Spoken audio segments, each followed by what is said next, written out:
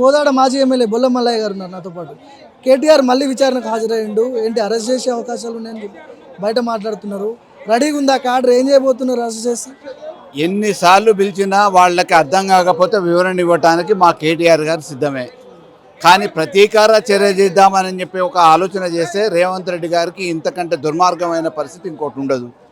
ఎందుకంటే వాళ్ళ అసమర్థతని కప్పిపుచ్చుకోవడానికి, ఇచ్చిన హామీలను నెరవేర్చలేక ప్రశ్నించే గొంతులను మూయటానికి, నోరు మూపియడానికి ఈరోజు అక్రమ కేసులు బనాయించడానికి ఏమేమి ఉన్నాయని చెప్పేసి వెతుకుతూ ఉన్నారు. ఆడ ఉన్నదేమి లేదు. కొండను తవ్వి ఎలకను పట్టినట్టు అక్కడ మామూలుగా కేసులు వివరాలు ఏం లేవు. దీనికి సంబంధించి అనేక సందర్భాలలో పూర్తి వివరాలు ఇవ్వటం జరిగింది.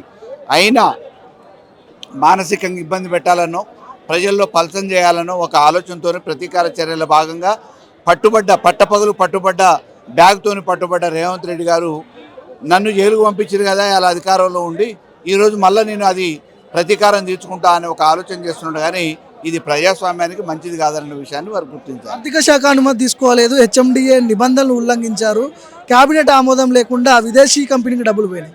ఎట్లా చూడాలి? ఇప్పుడు దానికి సంబంధించిన నియమ నిబంధనలు, ప్రొసీజర్ ఫాలో అయ్యేది అధికారులు.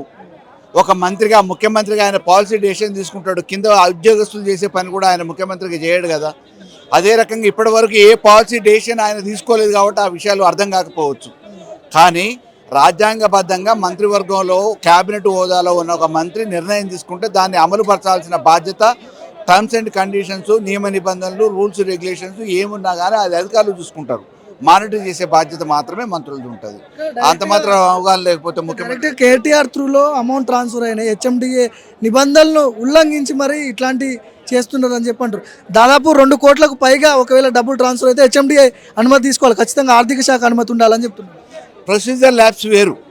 ఈరోజు ఇది హైదరాబాదు బ్రాండ్ ఇమేజ్ని పెంచిందా లేదా, దీనివల్ల ఎన్ని మంచి కంపెనీస్ వచ్చినాయి, ఎంత ఆదాయం వచ్చింది, ఎంత ఇమేజ్ పెరిగింది అనేది ఆలోచించాలి. మీరు ప్రొసీజరు కోడిగుడ్డు మీద ఎంటుకలు దోలాడితే ఏం లాభం?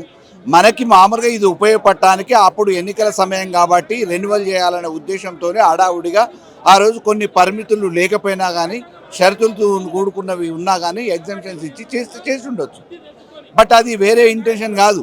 వీళ్ళ మాదిరిగా జేబులు నింపుకుందామనో లేకపోతే మూటలు ఢిల్లీకి పంపిద్దామనే ఆలోచనతో కాదు.